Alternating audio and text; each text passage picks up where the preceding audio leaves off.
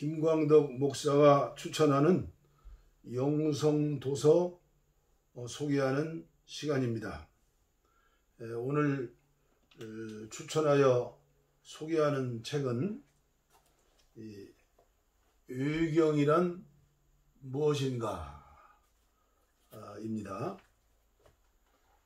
저자는 1957년 프린스턴 신학교 브루스 M. 매츠커 교수가 저술한 책입니다. 의경이란 무엇인가? 우리나라에 번역된 것은 1979년 초판 발행으로 3,000원입니다. 정가. 발행인은 루터교회 지원상 목사이고 역자는 번역자 민영진 목사입니다. 감신대 교수이면서 한국 성서공회 총무로 오랫동안 수고하신 성서공회에 지대한 공을 세우신 전문 박사이십니다. 히브리 이스라엘에 가서 공부하셨죠. 출판사는 루터교 출판사인 컨콜디아사입니다. 이 책의 내용을 보니까 1980년 11월 17일 제가 전도사 시절에 저 회기동에 있는 제 친구 목사 교회에 집회 가서 여기 보니까 강사로 사례로 이 책을 주신 것 같습니다. 참 그때는 몰랐는데 그때는 저 같은 그 병아리 전도사가 부흥 강사로 간 것만 해도 영광이었는데 지금 생각하면 이 책을 얻은 것이 저의 신앙생활, 영성생활에 굉장한 도움이 된 책입니다.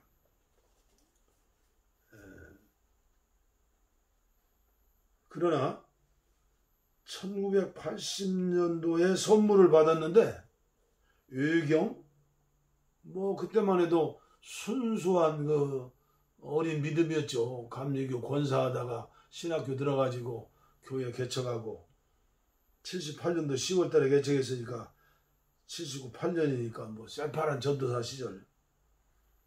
그러니까 아주 절대 보수적인 그런 순수한 믿음이라고 할까요? 그러나 폭이 아주 적은 믿음이죠. 그래서 이게 처박아둔 책인데 3년 전에 이사 오면서 뽑혀져 나온 책입니다. 나머지 책들은 전부 한국의료선교회 본부에다 기증하고 와가지고 이 책을 시간이 많으니까요. 기도원에서 읽다 보니까 이야 선입견이 무서운 것이구나. 이 책을 1980년도에 읽었더라면 얼마나 제가 영성생활에 도움이 됐을까. 후회하면서 감사하면서 이 책을 집중적으로 읽었습니다. 얼마나 중요한 내용인지 이렇게 표지가 있잖아요.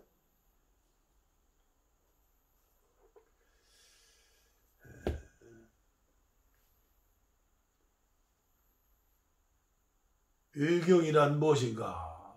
모르고 무조건 2단 3단 하면 안 되죠. 감리교회를 대표하는 민영진 교수 박사님이 번역한 책이고 루터교회는 종교를 개혁한 그런 교단 아닙니까?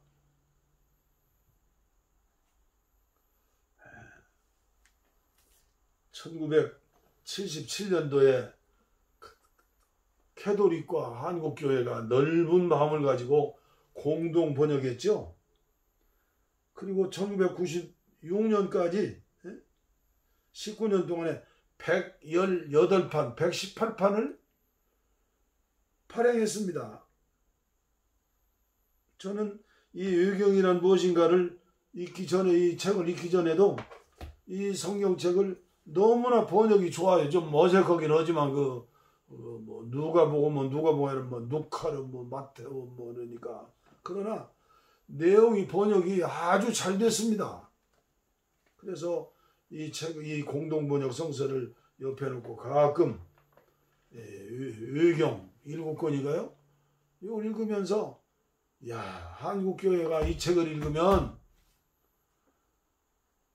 이 의경에 나오는 이 책들을 읽으면 얼마나 마음이 넓어져 가지고 자비를 베풀고 자선을 행하고 구제를 하수하며 넓은 마음을 가지고 하나님의 말씀에 얼마나 심취해서 순종하고 그리고 헌신함으로 하나님 나라에 큰 상급을 쌓아놓고 한국교회가 새롭게 부흥하고 새로워지는 그런 기회가 될 터인데 하는 안타까움이 있죠. 왜 이 공동번역을 지금은 우리 개신교에 사용하지 않는지 잘 모르겠습니다. 대강은 짐작하죠. 그래서 저는 오늘 이 의경에 대해서 의경이란 무엇인가를 짧은 시간에 설명할 수가 없죠. 그리고 또 유튜브 방송을 하면서 주위에서 저한테 그래요. 7분, 5분, 8분 넘어가면 안 읽으니까 짧게 하라고. 가정예배도 그냥 7분, 8분, 10분 내로 15분 하라고. 그러나 저는 그 말에는 순종하지 않습니다. 많은 사람이 횟수를 넓혀가지고 저에게 무슨 소용이 있습니까? 한 생명이라도 제가 인도하는 가정예배를 통해서 제가 올리는 수많은 벌써 한 300개, 400개 올렸죠? 통해서 은혜 받고 새 사람 되고 믿음이 자라가지고 한국교회가 새로워지는데 조금이라도 역할을 한다면 거기에 만족한 것이죠. 그래서 오늘 저는 이 매츠커 교수의 의경이란 무엇인가 머릿말부터 짧게 읽어드리는 것으로 소개 말씀을 드리고 지금은 이런 책이 지금 발간되는지도 모르겠네요. 아마 있겠죠. 머릿말 의경이란 이름은 많은 사람들에게 신비한 느낌과 호기심을 불러일으킨다. 성경에서 제외된 책들을 그렇게 일컫는다고 막연하게 생각하는 사람도 많다. 신문 주간지에 보면 가끔 의경에 관한 글들이 실리는데 그 글 가운데 의경이 성경에서 부당하게 제외되었다는 아쉬움을 말하는 내용도 있다. 솔직히 말하자면 사람들은 의경에 대해서 잘 알기보다는 오히려 잘 모르기 때문에 그 무지 가져오는 매혹에 사로잡히는 경우가 많다. 실제로 의경에서 몇몇 구절을 찾아서 읽어보려는 사람들, 특히 옛날에 할머니가 보시면서 그 안에 가족들의 생년월일, 결혼기념일, 조상 추도일 등을 적어둔 가정용 큰 성경을 책장 깊숙이서 꺼내가지고 의경을 찾아 읽어보려는 사람들은 우선 얼떨떨해지기 십상이다. 의경 각 책의 이름들도 도무지 들어보지 못한 것들일 뿐만 아니라 고체로 번역된 그 문장 때문에 더 당황하게 될 것이다. 본서의 목적은 바로 그런 독자에게 의경을 쉽고 간략하게 소개해 보려는 데 있다. 책 서론 부분에는 구약성서 정경과 의경의 관계의 역사를 간략하게 기술하였다. 본론에서는 의경 각 책에 관하여 학자들 사이에 일치하는 견해를 따라 저자, 저장, 연대, 원어 등의 문제를 밝혔으며 그 책의 내용도 간추려 소개하였다. 내용을 요약할 때는 가끔 저자의 특징을 잘 나타난 대목을 인용하여 독자들이 저자의 문체나 사상을 직접 볼 수 있게 하였다. 요약을 한 다음에는 각 요약 뒤에 문단 단위로 창절을 밝힌 범위를 표시해 놓았으므로 독자들은 쉽게 본문과 대조하여 보다 상세한 기록을 볼 수 있을 것이다. 요약에 이어 그 책이 지닌 중요성, 즉 유대교나 기독교의 입장에서 볼 때 중요하다고 생각되는 문제들을 취급해 놓았다. 마지막 3장에서는 신약 성서와 외경과의 관계, 외경의 역사, 외경이 서양 문화 전반에 끼친 영향 등을 다루어 보았다.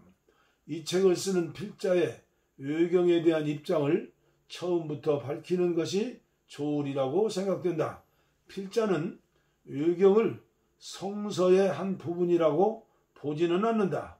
다만 외경 역시 항구적 가치가 있는 도덕적 및 종교적 통찰력을 지니고 있다는 것만은 확신한다. 또한 이스라엘 역사의 중요한 대목인 그리스도의 출현 직전에 유대인들의 생활과 사상에 관한 중요한 자료를 제공하는 것도 다름 아닌 바로 이 외경이다. 이 책들에 대한 이해가 깊어지면 깊어질수록 독자들은 예수 그리스도 당시의 정치적, 문화적, 윤리적, 종교적 배경에 대해서도 깊게 이해할 수가 있을 것이다. 뿐만 아니라 외경에 포함된 책들이 문학과 예술, 즉 시, 미술, 찬송, 희곡, 작곡 등 여러 분야에 얼마나 큰 영향을 미쳤는지 알게 될 것이다. 심지어 크리스토퍼 컬럼버스의 신대륙 발견에까지 외경이 영향을 미쳤다는 사실을 알고 있는 독자들은 많지 않을 것이다. 컬럼버스가 모험적 여행을 하도록 자극을 준 것이 바로 제2 에스드라였다고 한다. 이 책 232쪽을 보라. 외경에 대해서 별로 아는 바가 없는 독자들은 다음과 같은 순서로 읽을 것을 원한다.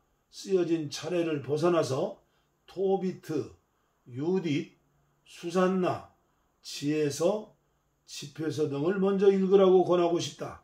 제2 에스드라서 같은 것은 아주 복잡한 책인 만큼 마지막에 읽으면 혼란 속에 빠져들지 않을 것이다. 개혁표준성서 1946년 판과 1952년 판 및 개혁표준 외경 1957년 판을 인용할 수 있도록 허락해준 미국교회 협의회 교육국에 감사를 드린다. 성서 희귀본들을 볼 수 있도록 협조해준 미국 성서공회 시카고 뉴베리 도서관, 하리스버그의 펜실바니아 주립도서관, 예일대학교 신학부, 시카고 대학교 및 프리스턴 신학교 등 여러 신학교 도서관의 친절한 협조에 감사드린다. 필자는 또한 외경 번역을 맡은 표준성서번역위원회의 한 회원으로 이 개론을 집필하는 동안 여러 동료들로부터 많은 고견과 그들의 우애를 잊을 수 없다. 이 책이 나오기까지 필자를 격려하고 연구에 자극을 계속 준 이가 바로 필자의 아내였음을 여기서 밝혀둔다. 브루스 M. 매츠거, 프리스턴 신학교 1957년 6월 15일. 서론 일부를 읽어드리겠습니다. 서론, 가, 외경의 뜻과 범위, 아포크리파라는 용어의 뜻과 용법을 설명함에 있어서 큰 난점 중에 하나는 이 용어가 시대와 장소에 따라 서로 다른 여러 가지 의미로 사용되어 왔다고 하는 점이다. 일반적으로는 아포크리파라는 말은 주전 2세기부터 주후 1세기 사이에 쓰여진 14권 혹은 15권의 특별한 책들을 통칭하는 용어다. 이 책에서도 특별한 설명이 따로 없는 한 외경이란 위의 책들을 일컫는 용어로 쓰여져 있다. 1957년에 영어 개역 표준 성서에 실린 외경 각 권의 명칭은 다음과 같다. 1. 제1 에스드라 2. 제2 에스드라 3. 토비트 4. 유딧 5. 에스델 6. 지혜서 7. 집회서 8. 바룩 9. 에레미야의 편지 10. 아자리야의 기도와 새 젊은이의 노래 11. 수산나 12. 벨과 뱀 13. 므낫세의 기도 14. 마카베오 상 15. 마카베오 하 영어로 편집된 대부분의 외경은 에레미야의 편지를 바룩과 합본하여 바룩의 마지막 장으로 취급하고 있다. 이런 경우 외경은 14권이 되는 셈이다. 영어 흠정력을 가지고 39권의 구약과 27권의 신약과 14권 혹은 15권의 외경과 를 창절 단어수로 비교해보면 다음과 같은 통계가 나온다. 구약 929장 23,214절 단어 592,439 단어 신약 260장 7,959절 181,253 단어 외경 183장 6,081장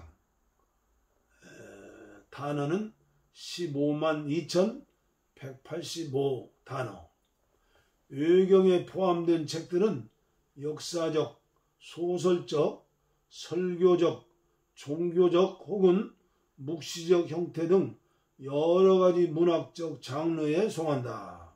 예를 들면 제1 에스드라, 마카베오 상, 그리고 부분적이긴 하지만 마카베오 하 등은 역사적 장르에 속한다. 토비트, 유딧, 수산나, 벨과 뱀 등 겉으로 보기에는 역사적 같기는 하지만 실제로는 순전한 허구로서 도덕 소설이라고 부를 수 있는 성격을 지닌 작품들이다. 지혜서와 집회서는 다분히 교훈적이고 설교적인 지혜 문학 작품이다. 므낫세의 기도는 비교적 수준 높은 경건 문학으로 분류될 수 있다. 마지막으로 제2 에스드라는 미래의 비밀을 밝히려는 시도를 보여주고 있는 책으로서 성격상 묵시 문학으로 분류될 수 있다. 구약의 다니엘 7장에서 12장 그리고 신약의 요한계시록과 같은 성경의 책이다. 어원적으로 고찰해 본다면 아포크리파란 말은 헬라어에서 온 말이며 감추어진 일군의 책들을 가리키는 말이다. 그 책들을 긍정적으로 평가하는 입장에서는 그 책들이 신비한 비밀스러운 비교적 지식을 알려주는 것이어서 비전을 받은 사람이 아니고서는 이해할 수 없는 심오한 진리의 책이었으므로 사실상 일반 독자들에게는 감추어진 책들일 수밖에 없었다고 주장한다. 그런가 하면 이 책들에 대한 부정적인 견해를 가진 입장에서는 그 책들이 황당무계하고 이교적인 것들이었기 때문에 감추어 두어야만 했던 불온서적들이었다고 말한다. 감추어진 책들, 아포크리파라는 표현이 이처럼 그 책들에 대한 서로 다른 평가에 따라 좋은 의미로 혹은 그 품격을 떨어뜨리는 의미로도 쓰여져 왔음을 볼 수 있다. 이미 언급한 14 혹은 15권의 외경 외에도 경외서로 분류되는 다른 책들이 더 있다. 처음 몇 세기 동안 영지주의의 교단들과 유대교의 소종파들은 신약의 복음서, 사도행전, 서간, 묵시 등과 유사한 작품들을 수십 권씩 만들어냈다. 신약성서 외경에 관한 간략한 서술에 관해는 이 책 223페이지 이하의 부록을 보시오. 그러나 이 책에 다루어진 외경은 다만 구약성서 외경의 범위에 속하는 책들만이다. 위에 열거된 외경 외에도 거의 같은 시기에 나온 경외서들이 있다. 대부분 유대인 저자의 작품이지만 개중에는 기독교인의 저작도 있다. 그러한 책들은 오늘날 위경 혹은 가명으로 유표된 책들이라고 불리우며 에녹서, 솔로몬의 시편, 아담 이브의 책들, 이사야의 순교, 12족장의 언약 등이 여기에 속한다. 이러한 책들은 유대교인들이나 기독교인들 사이에도 애독되었다. 신약성서의 유다서는 에녹을 인용하고 14절을 보라. 그러나 이러한 책들 외에도 외경이라 부를 만한 책들이 많이 있음에도 불구하고 제한된 소수의 책만을 위경이라고 부르기 때문에 사실상 위경이란 용어는 그 용법이 결코 만족스럽지는 못하다. 아포크리파란 용어의 뜻과 용법을 규정함에 있어서 또 어려운 점은 신구교가 각각 다른 책들에 대해 같은 용어를 쓰고 있다는 점이다. 1546년 구교에서는 토비트, 유딧, 지혜서, 집회서, 바룩, 마카베오상, 마카베오하 그리고 에스텔 및 다니엘 추가 부분 등을 성경 구약성기와 동일하게 영감받은 권위 있는 책으로 인정하였다.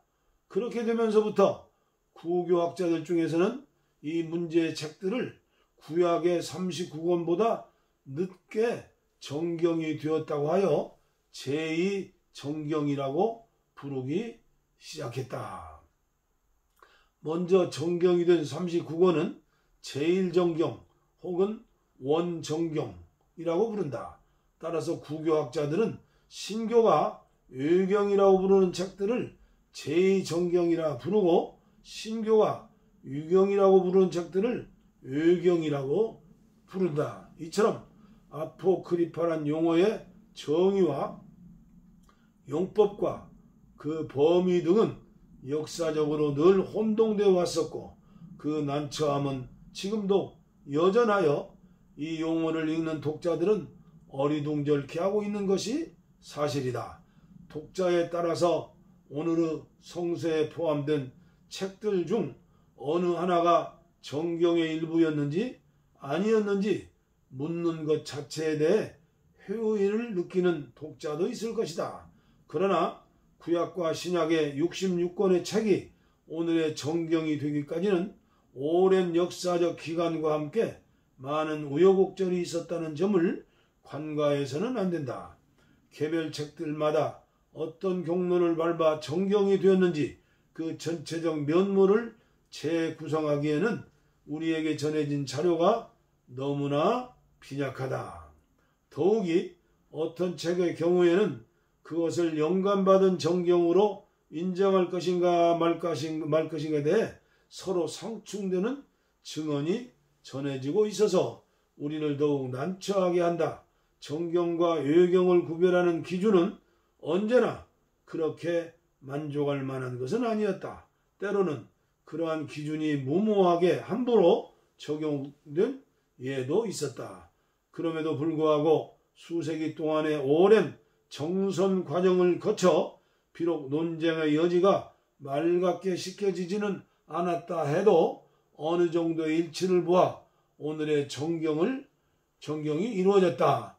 구약 성서의 경우 그 중요 단계는 다음과 같이 기술해 볼 수 있다. 그래서 나는 히브리어 정경의 성장, 그리고 제1장, 제1에스더서 이래서 구체적으로 해석되었습니다. 하여튼 생각도 각각이고 기도응답도 각각이지만 저에게 있어서는, 그리고 제가 받은 은혜를 생각하면, 그리고 신앙과 영성생활의 유익을 생각하면 한국교회 바른 십자가의 믿음으로 오직 예수 그리스도의 구원을 믿으면서 함께하는 모든 성도들도 이 의경을 우리가 하나님의 말씀으로 믿지 않더라도 참고서처럼 옆에 놓고 가까이서 읽고 묵상한다면 얼마나 신앙에 유익하고, 그리고 교회가 더 세상의 빛과 소금으로서 쓰임받게 될 것인가, 안타까운 마음으로 저는 이 책을 여러분들에게 기쁨으로 소개하는 것입니다. 공동번역 성서 의경이란 무엇인가. 감사합니다.